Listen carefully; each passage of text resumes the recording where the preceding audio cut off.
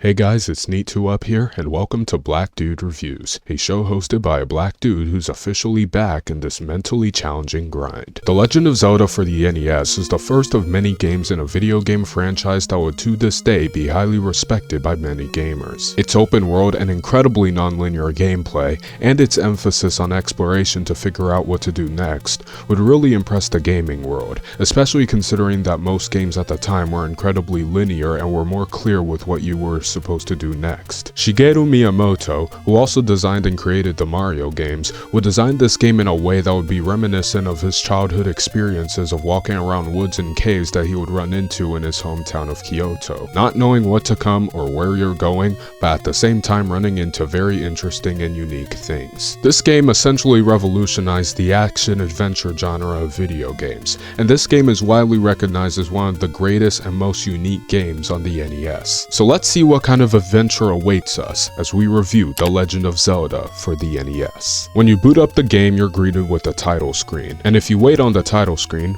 which the game kind of expects you to do, you get to read the story of this game. So there was once a princess named Zelda who held the Triforce of Wisdom, and there was once a bad guy named Ganon who stole the Triforce of Power. Before Ganon took Zelda away, she broke the Triforce of Wisdom into 8 pieces and scattered them across Hyrule to hide it from him. And it's up to you, or Link, to find all 8 pieces of the Triforce of Wisdom to defeat Ganon and save Zelda. Then it shows a list of every single item in the game, and at the very end of the list, it tells you to look up the manual for details. When you actually start the game, you can create your own Link character. That basically means that you can name your character whatever you want, but his name canonically is Link. If you put in the name Zelda, you play the second quest, which is a lot harder than the first one. So please do yourself a favor and do not put your name as Zelda when you start the game. I'm sure there have been many instances where someone has done that and has been given a different quest than everyone else. A really cool thing about this game is that it has a save feature. The cartridge for this game had inside it a battery that could contain data in it for up to 5 years, which really impressed a lot of gamers back then. And while game saving is like a given in a lot of video games now,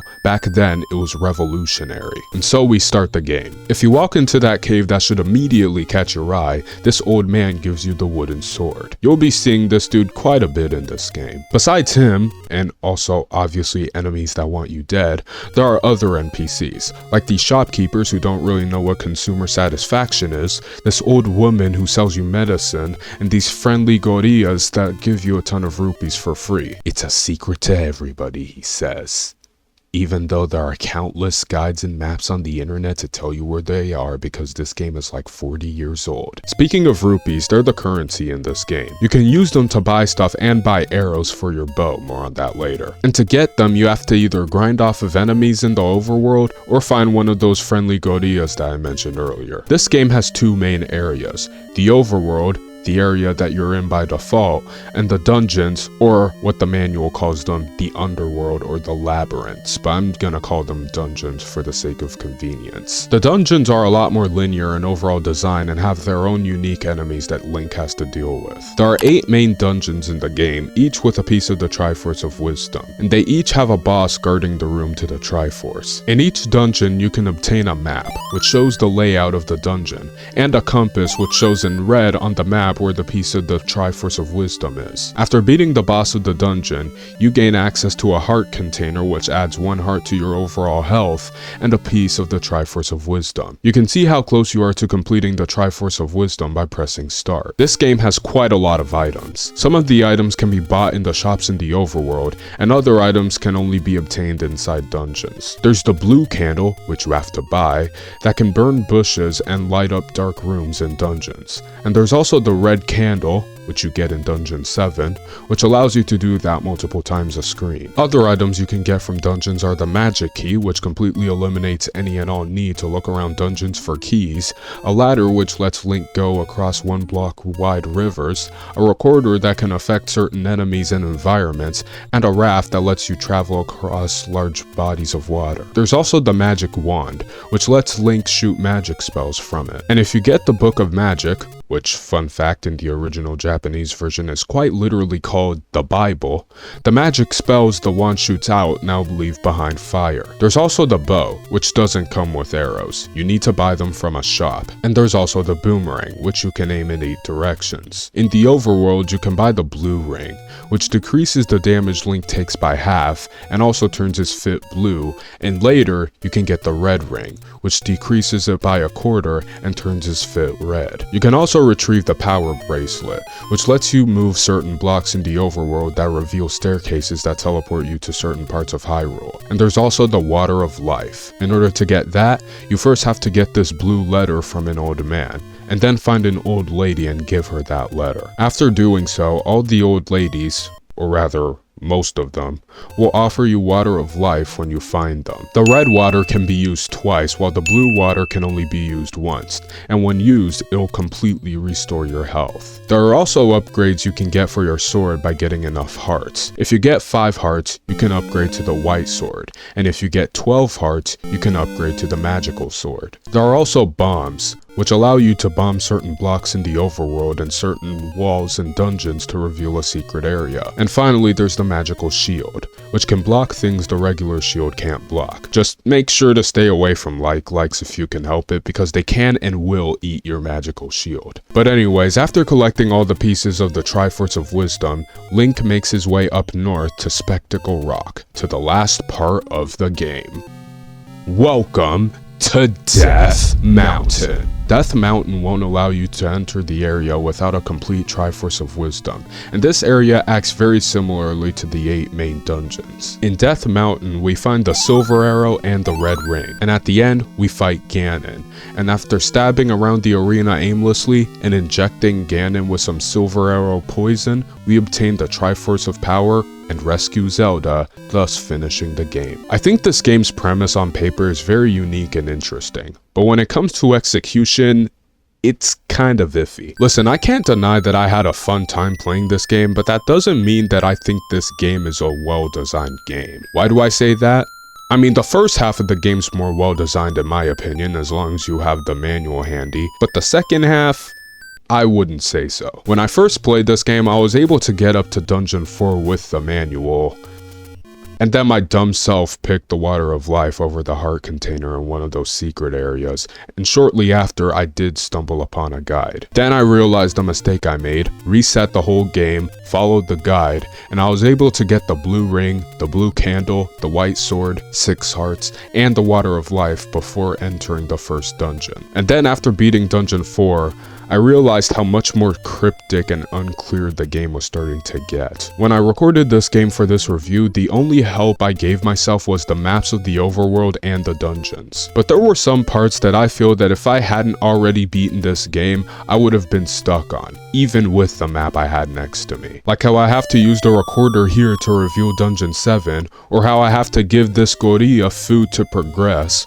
or how I have to move this specific block in Death Mountain to reveal a secret staircase, or how I have to shoot Ganon with a silver arrow to beat the game. The game doesn't really give any hints to let you know what you're supposed to do in these scenarios, and even if it does, they're not very good hints, especially in the later parts of the game. And even with the manual, some of these secrets can still just be ridiculously difficult to find. Look at this, I have to bomb this very precise part of the wall to reveal a secret, and the game gives you 0 hints that it's there. Not even the manual tells you that it's there. See, the manual gives you a map of most of the overworld, and if you see a question mark over a rectangle on the map, that means that there's a secret there. But it's hecka inconsistent with which secrets it hints at. Like here, there's a friendly gorilla secret, but there's another friendly gorilla secret here, and the map doesn't tell you that. And here, there's a place where you can grab either a heart container or a Water of Life, but there's another secret place like that here, and the map doesn't tell you that. And here, there's an entrance to a dungeon, but there's also an entrance to a dungeon here, and the map doesn't tell you that. Okay, I'll be honest, some of the places the map doesn't hint at are places in which it's not that hard to find a secret, but that's not really the point I'm trying to make. The point I'm trying to make is that a lot of places places in which secrets are hidden are so inconspicuous, like here. If I go up north here, I run into a gorilla that gives me 100 rupees. How was I supposed to know that if I start rubbing against walls, I'll start finding random things? No clue. Without a map and guide handy, you'd never know to do that. Also, I don't think it makes much sense to show the location of Dungeon 7 and hide the locations of both Dungeon 5 and 6. Like, bro, what? Also, whoever thought it was a good idea to add some old men to take away some of your rupees if you burned the wrong random bush or bombed the wrong random rock should go see a mind doctor. You probably haven't seen my Mega Man 2 video, but in that video, I criticized the game for not making clear what weapon you need to use to beat certain bosses that can only be harmed by certain weapons, which in and of itself I didn't think was good design. This game kinda does something similar with the final fight against Ganon. In order to beat him, you absolutely need the silver arrow. If you reach Ganon without the silver arrow, guess what? You ain't beating this guy. And getting the silver arrow isn't exactly a walk in the park either. Death Mountain is a huge dungeon with a ton of dead ends and paths that take you to a whole nother part of the dungeon. And the stairway to get to the silver arrow is hidden behind this one block that looks no different than the block surrounding it. So it wouldn't be all that surprising if someone came to this part of the dungeon and thought it was a dead end, because Death Mountain also has quite a lot of dead ends. Alright, I think I kind of made my point about this game being very secret heavy, but what do I think about the game? Once again, besides me needing a map and everything, I would say that I genuinely had a fun time playing this game. The game's overhead view and combat is very satisfying and challenging, and I think it's very rewarding to complete a dungeon and get one step closer to saving Zelda. I don't think this game is super hard. I only died twice, but then again, I've played and beaten this game quite a few times. Something interesting about Link is that when he's on full health, he can shoot these sword beams, which are very useful against certain enemies. Also, every time you kill 10 enemies without getting hit, you'll receive more bombs, which is nice. And there are even bomb upgrades in some of the levels to increase the amount of bombs you can carry at once, with the max amount being 16. However, Link's control can be pretty stiff as he can only move in 4 directions, and you can really notice this problem when you're in situations where you need to dodge multiple bullets and multiple enemies at once while also trying to kill everything. And despite the confusing nature of this game, I find this game to be mostly well balanced, so long as you know what you're doing with a guide or map. And the amount of keys that you find in dungeons is also well balanced, and I never feel like I need to leave the dungeon in order to grind for extra keys and whatnot. Well, except for this one part. Also, you can do this in Dungeon 1. Walk into it, there's a locked door. So I walk out of it and walk into it again. What? It's unlocked? Of course, a guy told me this, but I still find that funny, albeit kind of eerie. I can see where a lot of people come from when they say that this game is one of the best games for this system, and while I do agree that this game is unique and fun, I still think there have been funner and better designed games for this console. I understand Miyamoto wanting to give people a non-linear adventure in which people don't know what exactly they need to do next, but I don't think it was executed very well. I don't think giving people a non-linear adventure should result in purposefully hiding away essential information and/or items to beat the game or to progress inside of inconspicuous environments. I don't mind if a game has secrets and Easter eggs, but that's not something that games like this should revolve around and require people to figure out in order to progress. Otherwise, you'll just leave people confused and frustrated, especially in a day and age where almost every game has a tutorial to learn how to play the game. So ultimately, I wouldn't say this game aged super well in that department. And while I did have a fun time returning to it, I still do not agree with the way that this game was chosen to be designed. But it's still a fun game to play, and a game that I would definitely recommend to people who are modern day diehard fans of Zelda to see where exactly Zelda came from. So with that, I give The Legend of Zelda for the NES a 3-star rating. Next time, we will be reviewing Zelda II: The Adventure of Link for the NES. So if you want to see me review that game, please subscribe. It's quick and easy, and you can always change your mind. But besides that, leave a like or leave a dislike, and thanks for watching.